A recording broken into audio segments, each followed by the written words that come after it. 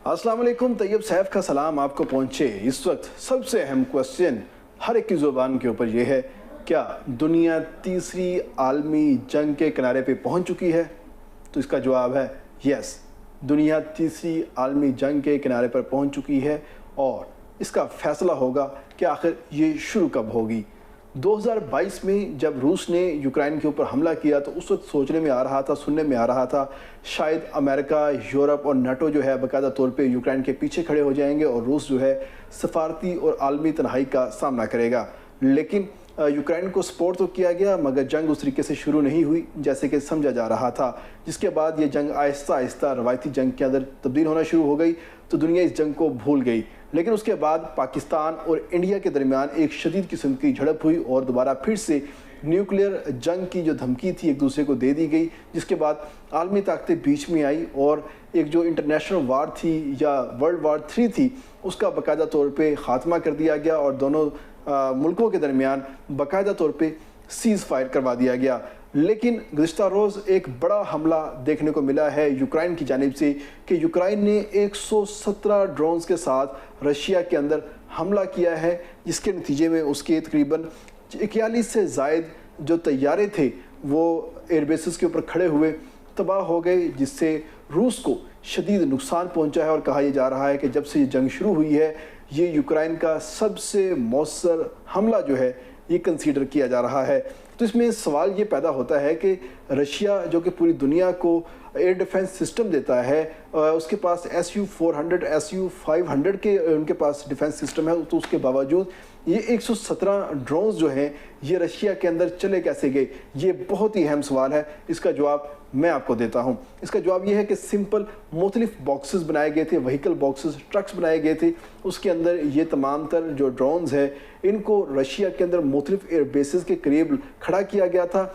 जैसे ही ये तमाम ट्रक्स जो हैं अपनी अपनी लोकेशन के ऊपर पहुँचे, उन्होंने अपना जो है सिग्नल दिया, जिसके बाद यूक्रेन के अंदर जो बैठे उसके ऑपरेटर्स थे उन्होंने उन तमाम ड्रोन्स को एक्टिव किया और एक्टिव करने के साथ ही जो रशिया की एयर बेसिस थी उसको जो निशाना है वो बनाया गया, जिसके नतीजे में 41 से ज़ायद जो रशियन एयरक्राफ्ट हैं वो तबाह हुए, जिसमें Tu-22M3 और A-50 जैसे बम्बर जेट्स जो हैं इसके अंदर शामिल थे,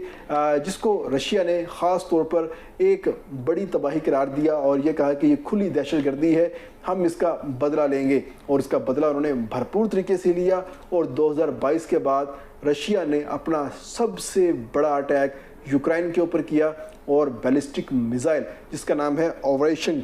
वो मिसाइल जो है वो फायर किया। इस मिसाइल की जो पावर है वो 4000 डिग्री सेल्सियस से ज़ायद जो टेम्परेचर जो है ये फैला सकता है जब ये फटता है, और साथ ही साथ वार हेड्स लेके जाने की भी सलाहियत रखता है। यानी कि यूक्रेन के ऊपर महदूद पैमाने पर न्यूक्लियाई हमला हो चुका है और ये जो मिसाइल ऑपरेशन जो है जहाँ जहाँ लगा है बैलिस्टिक मिसाइल वहाँ पर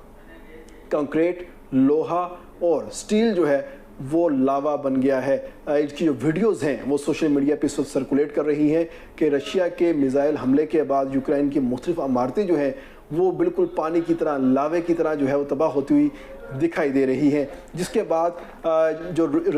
अमेरिका है, नाटो है, वो मुतहर्रक हो चुके हैं और ख़ास तौर पे कहा जा रहा है कि अब जो है बाकायदा तौर पर अटैक जो है वो होना चाहिए। और इसी अटैक के बाद जो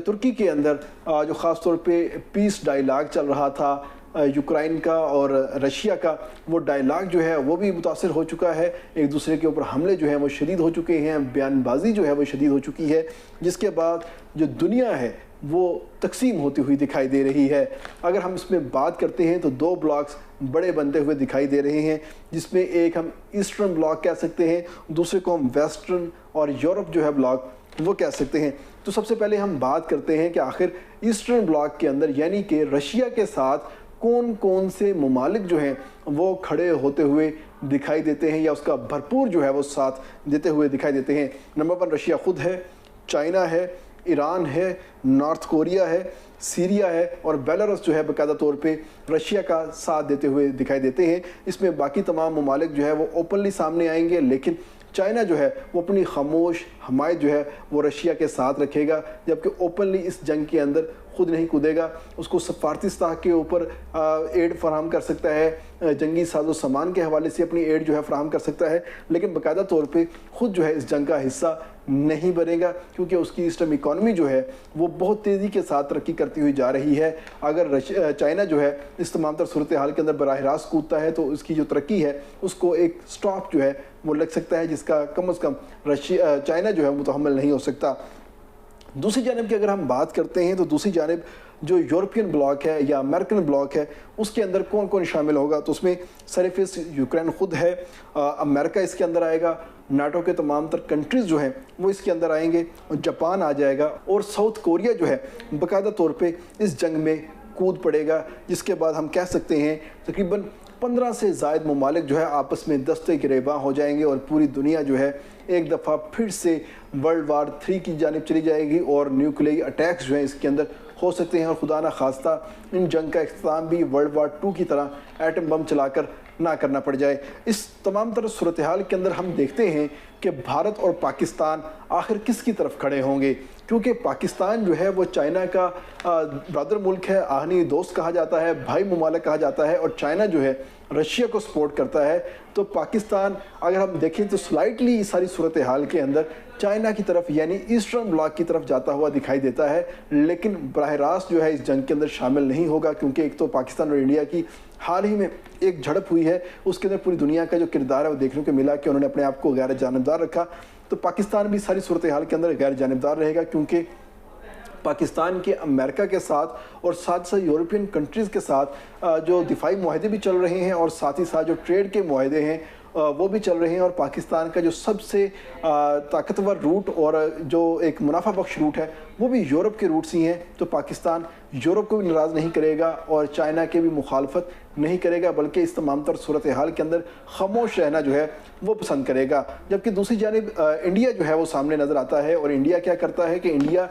رشیا کا بڑا ہی اتحادی ہے، ان کے آپس میں دفاعی تعلقات بھی ہیں، لیکن ایک طرف تو دفاعی تعلقات ہیں، دوسری جانب امریکہ جو ہے اس کے ساتھ ہر مشکل وقت میں کھڑا ہوتا ہوا دکھائی دیتا ہے۔ پاکستان اور انڈیا کی جنگ کے اندر انڈیا کو بچانے والا بھی امریکہ ہی تھا، تو اس صورتحال کے اندر انڈیا جو ہے اپنے امریکہ کے ساتھ تعلقات جو ہے کسی صورت میں خراب نہیں کرے گا، بلکہ بیک فٹ پہ رہے گا، غیر جانبدار رہے گا، بلکہ دونوں ممالک کی آپس میں جو صلح کی کوششیں ہیں ان کو برابر کروانے میں اپنا کردار ادا کرے گا۔ جبکہ اس کے ساتھ ہی ایک تیسرا ملک آ جاتا ہے جو کہ بڑی ہی اہمیت کا حامل ہے، نمبر 1 وہ ناٹو کا بھی ممبر ہے، اور ساتھ ہی ساتھ وہ یوکرائن اور روس کی آپس میں صلح کروانے میں بھی بڑا اہم کردار ادا کر رہا ہے، وہ ہے ترکی۔ اس تمام تر صورتحال کے اندر ترکی بھی اپنے آپ کو غیر جانبدار رکھے گا، اور دونوں ممالک کی پہلے بھی صلح کے لیے وہ اپنے پاس بہت ساری بیٹھکیں جو ہے وہ منعقد کروا چکا ہے، تو اس کے بعد وہ مزید متحرک ہوتا ہوا دکھائی دے رہا ہے۔ حالانکہ نیٹو جو ہے مکمل طور پر یوکرائن کا ساتھ دیتے ہوئے دکھائی دے رہا ہے، لیکن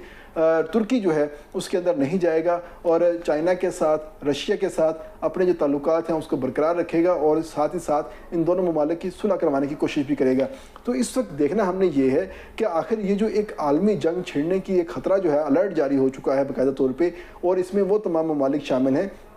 جن کے پاس نیوکلیئر ہتھیار بھی ہیں سوائے یوکرائن کے۔ تو آخر اس نیوکلیئر جنگ جو ہے اس کو ہم ختم کیسے کر سکتے ہیں، اس کو ہم روک کیسے سکتے ہیں کہ یہ جو نیوکلیئر ہتھیار ہیں یہ کسی صورت نہ چلیں، کیونکہ جو رشیا نے بیلسٹک میزائل فائر کیا ہے اس میں ابتدائی طور پر بہت ہی چھوٹے پیمانے کے اوپر وار ہیڈز جو ہیں وہ شامل کیے گئے ہیں، جس نے دیکھتے ہی دیکھتے عمارتوں کا ملبہ جو ہے وہ لاوے کے اندر بدل دیا ہے، جس کے بعد ایک خدشہ ظاہر کیا جا رہا ہے کہ ہو سکتا ہے کہ رشیا مزید یہ ہتھیار جو ہے وہ استعمال کر سکتا ہے۔ تو اس کے لیے بہت ضروری ہے کہ امریکہ، برطانیہ، چائنا، ترکی، بھارت، پاکستان، ان تمام ممالک کو مل کر ان دونوں ممالک کی آپس میں صلح جو ہے وہ فوری طور پر کروا دینی چاہیے۔ حالانکہ اس سے پہلے امریکہ نے ٹرمپ نے کہا تھا خصوصی طور پہ کہ میں ان دونوں ممالک کی جو جنگ بندی ہے وہ کروا دوں گا، لیکن وہ جنگ بندی جو ہے باقاعدہ طور پہ نہیں ہوئی تھی، صرف دونوں ممالک جو ہیں آپس میں اکٹھے ہو کر بیٹھے تھے، مگر ان بیٹھے کا نتیجہ جو ہے آپ کے سامنے نظر آیا ہے کہ یوکرائن نے اس مذاکرات کے دوران ہی